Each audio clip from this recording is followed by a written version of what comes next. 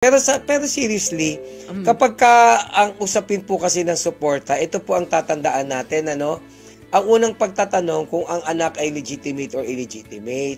Kasi kapag po ang anak ay legitimate child, kinakailangan po talaga at all cost, kung may trabaho ka, suportahan mo yan.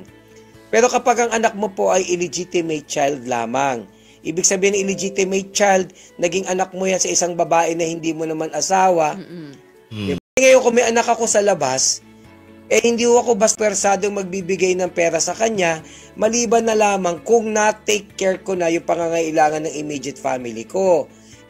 And as a general rule, kung ang anak mo illegitimate child, kinukuha mo yung suporta mo doon sa separate property mo, hindi doon sa tinatawag na absolute community or conjugal, as the case may be. At kung kukuha man ako ng pera po doon sa pera naming mag-asawa, para masuportahan yung anak ko sa labas, advance na po na yon ng share ko para po doon sa ari-arian naming mag-asawa.